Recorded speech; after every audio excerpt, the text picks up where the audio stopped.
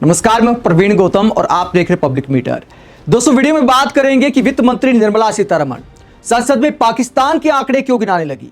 एक तरफ फिश गुरु बनने का दावा किया जाता है कि पीएम मोदी सबसे लोकप्रिय नेता है, तरह तरह के सर्वे दिखाए जाते हैं, लेकिन हमारी वित्त मंत्री भारत की तुलना पाकिस्तान से करते हुए, पाकिस्तान के पेट्रोल के दाम बताते हुए, पाकिस्तान में इन हालात में क्या हो रहा है वो गिनाते हुए क्या कहती है, संसद में भयंकर मजाक बन गया है। हंसी आती है। भारत जैसे 140 करोड़ से ज्यादा आबादी के देश की वित्त मंत्री संसद में ऐसी हरकत करती है। संसद में क्या मजाकिया बयान दिया वित्त मंत्री ने, आगे आपको दिखाएंगे। पहले, पेट्रोल डीजल पर जो एक्साइज ड्यूटी घटाई है सरकार ने, जिससे तेल कंपनियों को फायदा होगा, अब तक आम जनता को कोई फायदा नहीं हुआ है।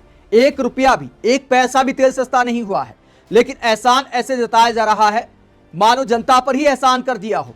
तेल कंपनियों ने अगर अच्छे समय में, जब बहुत सस्ता था अंतर्राष्ट्रीय मार्केट पे कच्चा तेल, अगर तब मुनाफा कमाया था तो अब घाटा भी उठा सकती है थोड़े दिन।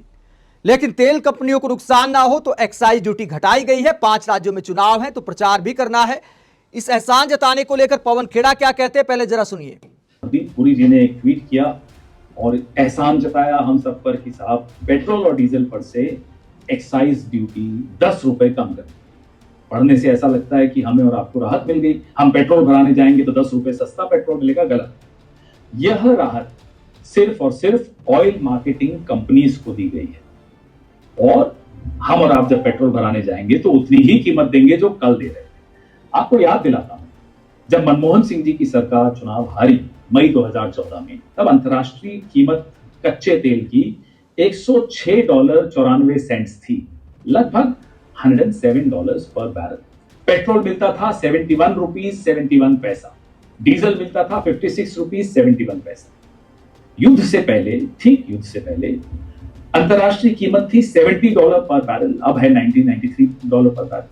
पेट्रोल आप कितना खर्च कर रहे हैं 1 लीटर पे? 95 रुपीज। ये कीमतें क्यों बढ़ी? 60 रुपए में मिलना चाहिए जो पेट्रोल, उसके लिए आप 95 रुपए दे रहे हैं। क्यों? क्योंकि पिछले 11.5 सालों में सरकार ने 12 बार एक्साइज ड्यूटी बढ़ाई है। और अगर कैलकुलेट करें 11.5 सालों में प्रतिदिन सरकार ने 982 करोड़ इस एक्साइज ड्यूटी से कमाया है। राहत उपभोक्ता को न तब मिली न अब मिलेगी। कल रात को नायरा, एक ऑयल मार्केटिंग कंपनी है, प्राइवेट कंपनी है, नायरा ने 5 रुपए प्रति लीटर पेट्रोल का और 3 रुपए प्रति लीटर डीजल का बढ़ा दिया। जब दबाव कंपनीज का सरकार पे पड़ा तो आज सरकार ने उन कंपनीज को थोड़ी राहत दी है। ये राहत न डीलर के लिए है न कंज्यूमर के लिए है। हरदीप पुरी जी की भाषा सुनिए।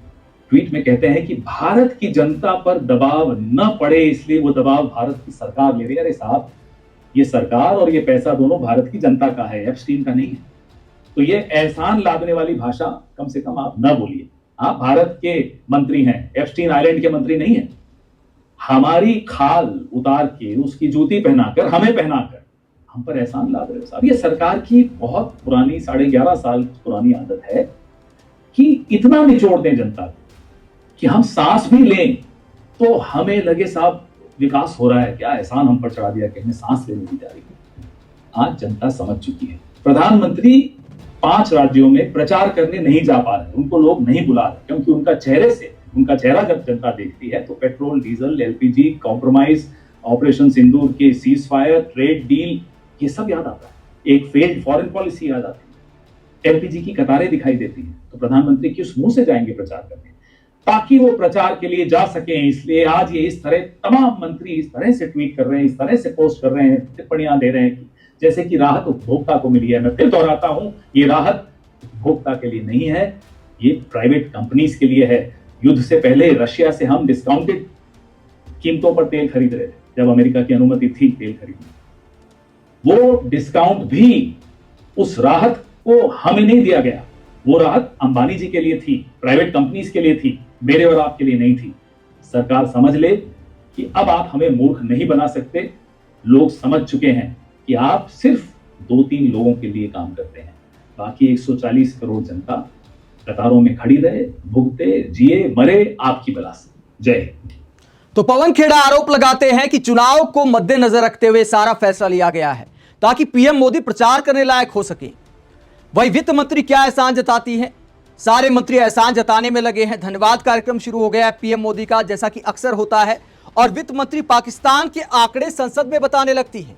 सुनिए क्या कहती है बचकाना बयान देते हुए। Normally we are told you don't need to compare with other countries. एक बार हमें बोला भी गया कि देख लो कि एक्सपोर्ट रेवेन्यू बांग्लादेश में कितना हो रही है, हम तो इधर एक्सपोर्ट भी नहीं कर रहे हैं, एफडीआई भी नहीं ले आ रहे, ऐसे करके उस समय एकदम कंपैरिजन बांग्लादेश, श्रीलंका, नेपाल वगैरह। मैं उसी रास्ते पर चलते हुए आई वांट टू से this, what is happening in Pakistan? 200% hike on high octane fuel is happening. 20% hike on petrol and diesel overnight हुआ है। Petrol now is sold at 321 rupees, Pakistani rupees a liter. And this is a reported news. I am not sourcing it from somewhere else. Smart lockdowns announced in Sindh province so that their fuel can be conserved. Restricting movement, gatherings and public events down to one more paper is reported even from Pakistan. Schools are shut for 2 weeks. Government offices have moved to 4-day working week. Private offices told to shift 50% staff to work from home. हम ये तो नहीं कर रहे हैं sir, मगर गलत फहमी फैला रहे हैं लोग, कुछ नेतागण, कि देयर विल बी लॉकडाउन। कोई लॉकडाउन का गुंजाइश नहीं है भारत देश में। ये गलत फहमी फैलाना छोड़ना चाहिए नेतागण।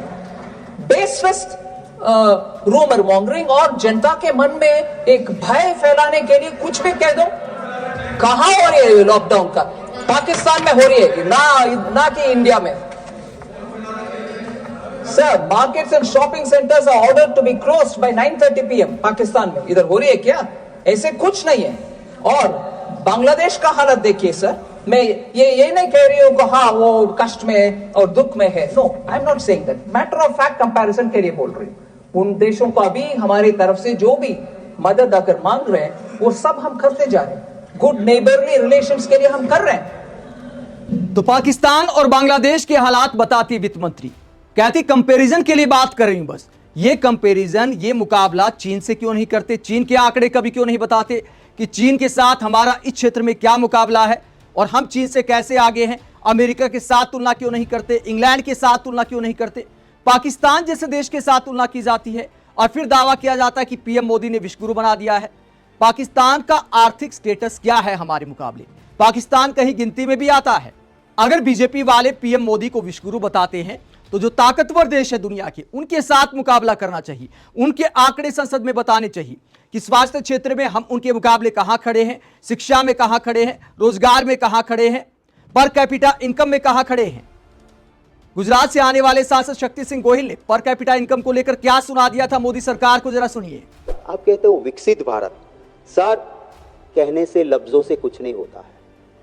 मेरे देश में आज पर कैपिटा $3,000 है पर कैपिटा, और जिसे डेवलप्ड कंट्री विकसित देश है वहां $14,500 पर कैपिटा है।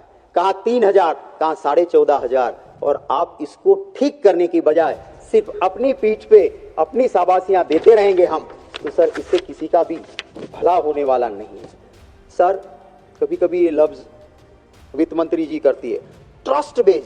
अरे ट्रस्ट बेज नहीं, त्रास्ती बेज है आपका टैक्स स्ट्रक्चर।